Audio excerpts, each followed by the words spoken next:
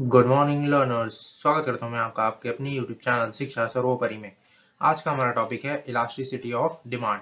तो आज हम जानेंगे कि इलास्टिसिटी ऑफ डिमांड क्या होता है, इलास्टिसिटी ऑफ डिमांड का टाइप्स क्या क्या होते हैं, और उसके अंदर एक टाइप है प्राइस इलास्टिसिटी ऑफ डिमांड, तो उसके क्या क्या टाइप्स होते हैं।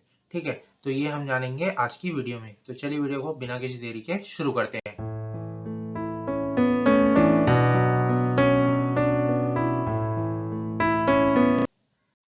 वीडियो शुरू करने से पहले अगर आपने अभी तक हमारे चैनल को सब्सक्राइब नहीं किया है तो हमारे चैनल को सब्सक्राइब करें और बेल आइकन को दबाएं इसी तरीके की वीडियो सबसे पहले देखने के लिए। तो चलिए वीडियो को शुरू करते हैं आप। तो देखिए, इलास्टिसिटी ऑफ डिमांड, तो मीनिंग क्या होता है इलास्टिसिटी ऑफ डिमांड का। It is a degree of responsiveness of demand due to change in price.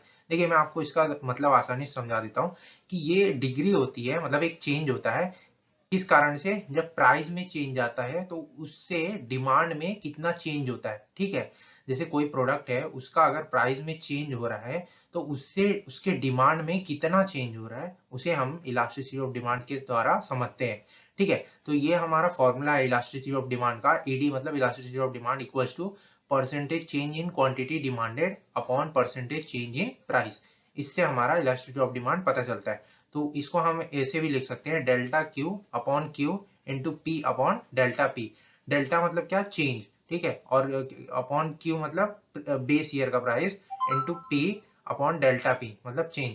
तो अगर समझिए हमारे पास 2 ईयर के दिए रहेंगे कुछ स्टैटिस्टिक्स, तो उसके बाद बेस ईयर में मतलब पहले ईयर में कितना था प्राइस, तो ये पी हम लिखेंगे, बाद में चेंज होकर कितना प्राइस हो गया तो वो डेल्टा पी में लिखेंगे। ठीक है, और उसके बाद क्यू, पहले कितना क्वांटिटी डिमांड होता था तो क्यू की लिखेंगे, बाद में दूसरे ईयर में प्राइस चेंज होने के बाद कैसा होता है डिमांड, तो उसे हम डेल्टा क्यू में ऐसा लिखते हैं। ठीक है, तो आशा करता हूँ आपको ये समझा होगा कि इलास्टिसिटी ऑफ डिमांड क्या होता है। ये आप ध्यान में रखिए, ये आप पेपर में जरूर लिखिएगा, तब आपको अच्छे मार्क्स मिलेंगे। अब आगे चलते हैं, अब हम टाइप्स देखेंगे। तो देखिए, इलास्टिसिटी ऑफ डिमांड जो होता है उसके 3 टाइप होते हैं। सबसे पहला प्राइस इलास्टिसिटी ऑफ डिमांड, जो कि नॉर्मल है, वो हमने देख लिया। जो हमारा पहला था अभी इलास्टिसिटी ऑफ डिमांड, उसी को हम प्राइस इलास्टिसिटी ऑफ डिमांड के नाम से भी जानते हैं। ठीक है, दूसरा है हमारा इनकम इलास्टिसिटी ऑफ डिमांड। तो देखिए, इनकम इलास्टिसिटी ऑफ डिमांड हमें क्या बताता है, इसका भी एकदम मतलब सेम ही है।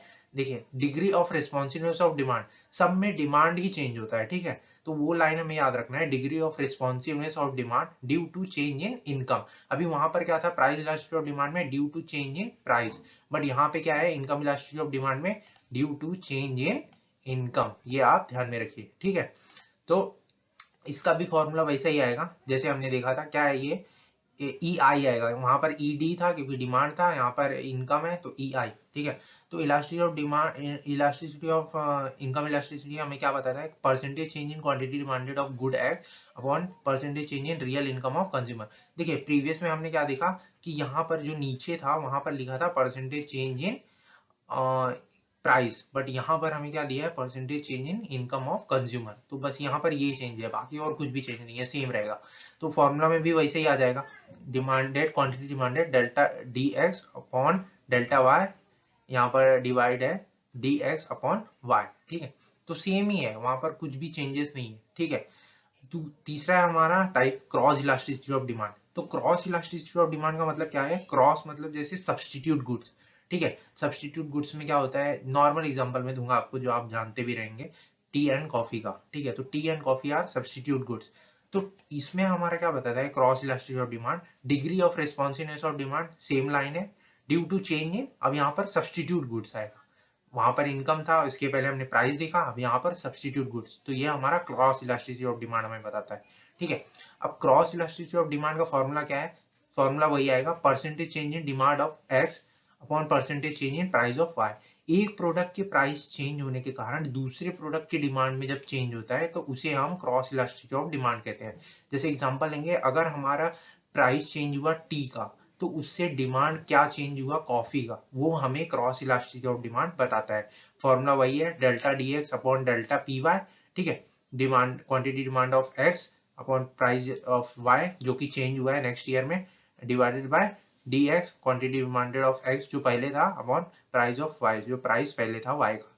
तो ये था इलास्टिसिटी ऑफ डिमांड। ठीक है, और उसके टाइप्स। अब हम देखेंगे हमारा जो मेन है प्राइस इलास्टिसिटी ऑफ डिमांड, जो कि पेपर में रेगुलरली आता है, तो उसे ध्यान से देखिए। ठीक है, देखिए, ये है types of price elasticity of demand. Price elasticity of demand क्या है, हमने देखा था कि a degree of responsiveness of demand of a commodity due to change in price. ठीक है, अब प्राइस जो है वो भी अलग अलग तरीके से चेंज होता है। ठीक है, और उसके तरीके से अलग अलग तरीके से डिमांड भी चेंज होती है। तो ये हम देखेंगे कैसे होता है। तो देखिए, सबसे पहला है हमारा परफेक्टली इलास्टिक डिमांड। पहले ये दोनों पे आप ध्यान मत दीजिए। ठीक है, पहला क्या है हमारा परफेक्टली इलास्टिक डिमांड। तो लाइन सेम ही है सबका। ठीक है, क्या है, a small change in price. ठीक है, मतलब एक छोटा सा प्राइस में चेंज प्रोडक्ट के brings about an unlimited change in quantity demanded. एक छोटा प्राइस अगर हम चेंज करते हैं प्रोडक्ट का, तो उससे प्रोडक्ट की डिमांड में बहुत ज्यादा चेंज आ जाता है। ठीक है, मतलब अगर हमने 10 से प्रोडक्ट को 8 रुपए में कर दिया, तो उससे जो हमारा 100 क्वांटिटी डिमांड होता था वो 1000 क्वांटिटी डिमांड होने लगा।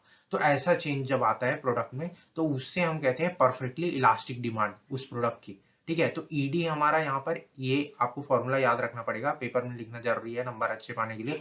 ED equals to infinite. ये इनफाइनाइट का सिंबल होता है, मतलब बहुत ज्यादा डिमांड बढ़ जाती है। ठीक है, तो यहाँ पर हम ये अपना ग्राफ के माध्यम से भी समझ सकते हैं, डायग्राम के जैसे, कि समझिए ये price of quantity, sorry, price of commodity है वाई एक्सिस पर और क्वांटिटी डिमांडेड है एक्स एक्सिस पर। ठीक है, तो यहाँ पर हम देखेंगे कि समझिए ये हमारा इनिशियल प्राइस है। ठीक है, पी है। ठीक है, तो यहाँ पर जो प्राइस है वहां पर क्वांटिटी डिमांडेड हो रहा है समझिए इतना। ठीक है, अब अगर हम यहाँ से हल्का सा भी प्राइस चेंज करते हैं, ठीक है, अगर हम प्राइस को यहाँ पर लेके आ जाते हैं, तो क्वांटिटी डिमांडेड जो है वो बहुत ज्यादा चेंज हो जाती है। ठीक है, मतलब यहाँ से ऐसा सीधा सीधा होके ऐसा बहुत ज्यादा चेंज हो रहा है। ठीक है, तो इससे हम कहते हैं परफेक्टली इलास्टिक डिमांड। मतलब अगर हमने छोटा सा प्राइस चेंज किया, तो हमारा डिमांड जो है वो यहाँ से डायरेक्ट यहाँ पर आ गया। ठीक है, इतना डिमांड चेंज हो गया, तो इसे हम कहते हैं परफेक्टली इलास्टिक डिमांड। ठीक है, अब हम आगे बढ़ते हैं, दूसरा एग्जांपल देखेंगे। इसी का उल्टा जो होता है वो परफेक्टली इन इलास्टिक डिमांड। यहाँ पर भी हम वही है कि यहाँ पर कैसा है, और स्मॉल चेंज इन प्राइस और big in change in price, what ever the change in price doesn't effect the change in quantity demanded. तो मतलब आप कितना भी प्राइस को चेंज कर दो, आपके प्रोडक्ट का डिमांड चेंज ही नहीं होगा। ठीक है, मतलब ये रेयर केसेस में होता है बहुत, जो मतलब एकदम टॉप लेवल के गुड्स होते हैं, जैसे आप कोई भी एग्जांपल ले सकते हैं, जो पॉश गुड्स होते हैं, तो उसका प्राइस अगर आप बढ़ाएंगे तो उसका डिमांड में कुछ फर्क नहीं आएगा। ठीक है, तो यह हमारा सेम है, प्राइस हमारा वाई एक्सिस पर है, क्वांटिटी डिमांडेड एक्स एक्सिस पर है। तो यहाँ पर देखिए, पहले प्राइस था इतना। ठीक है, क्वांटिटी डिमांडेड इतना ही था, बाद में हमने प्राइस को बढ़ाया भी, लेकिन क्वांटिटी डिमांड में कुछ भी चेंज नहीं हुआ, क्योंकि हमारा ये जो लाइन है क्वांटिटी डिमांडेड का, ये वर्टिकल लाइन है। ये भी आपको ध्यान रखना पड़ेगा। परफेक्टली इनइलास्टिक डिमांड में हमारा प्राइस का जो क्वांटिटी डिमांडेड का लाइन है वो हमारा वर्टिकल होता है, और जो परफेक्टली इलास्टिक है वहां पर हॉरिजॉन्टल लाइन होता है। ये भी एमसीक्यू में आता है एग्जाम्स में। ठीक है, तो ये आशा करता हूँ आपको समझा होगा। अभी हमारा थर्ड है यूनिटरी इलास्टिक डिमांड। अब यूनिटरी इलास्टिक डिमांड हमें क्या बताता है, तो देखिए, यूनिटरी इलास्टिक डिमांड मतलब एकदम सिंपल, जो डिमांड का परिभाषा है वही है यूनिटरी इलास्टिक डिमांड। ठीक है, तो इसका सेम क्या है, a change in price brings about same proportionate change in quantity demanded. इसका मतलब क्या है, ईडी इक्वल्स टू 1। ये सिंबल आपको याद रखना पड़ेगा। यहाँ पर क्या आएगा कि अगर समझिए प्राइस हमारा 10% से चेंज होता है। ठीक है, अगर हमने 10 रुपए का प्रोडक्ट था और हमने उसको 11 कर दिया, ठीक है, तो 10% हमारा चेंज हुआ प्रोडक्ट का प्राइस, तो क्वांटिटी डिमांडेड भी उतना ही होगा। जैसे समझिए 10 में क्वांटिटी डिमांडेड तो 100 होता था। ठीक है, तो अब क्वांटिटी डिमांडेड 110 होगा। ठीक है, तो मतलब सेम चेंज होता है, तो उसको हम कहते हैं यूनिटरी इलास्टिक डिमांड। मतलब जितना परसेंटेज चेंज होता है प्राइस में, उतना ही चेंज होता है क्वांटिटी डिमांडेड में। ये आशा करता हूँ आपको समझा होगा। अब लास्ट हमारे दो बचे हैं, वीडियो में बने रहिए। देखिए, फोर्थ है हमारा रिलेटिवली इलास्टिक डिमांड। तो रिलेटिवली इलास्टिक डिमांड हमें क्या बताता है, a change in price brings about, यहाँ पर मोर आएगा, टाइपिंग एरर हो गया थोड़ा सा, यहाँ पर आएगा एम। ठीक है, समझ लीजिए, तो एम मतलब मोर, तो about more than proportionate change in quantity demanded. तो यहाँ पर ईडी होता है ग्रेटर देन 1। मतलब अगर आप प्राइस में थोड़ा चेंज लाते हैं, तो उससे क्वांटिटी डिमांड जो है वो ज्यादा चेंज होता है। जो यूनिटरी में हमने देखा क्या, कि 10% अगर हम चेंज करेंगे तो 10% ही चेंज होगा क्वांटिटी डिमांडेड भी।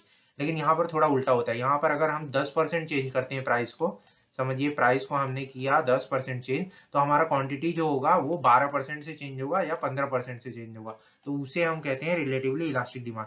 मतलब change in price brings about more than proportional change in quantity demanded. तो इसमें क्या होता है, इसमें जो डिमांड कब होती है, जो आपकी डिमांड कब जा रही है, slopes backward from left to right, तो ये हमारा जो होता है वो डाउनवर्ड, सॉरी स्लोप्स डाउनवर्ड, तो ये हमारा फ्लैटर रहता है थोड़ा सा। ये देखिए, आप देख सकते हैं ये फ्लैट है थोड़ा सा।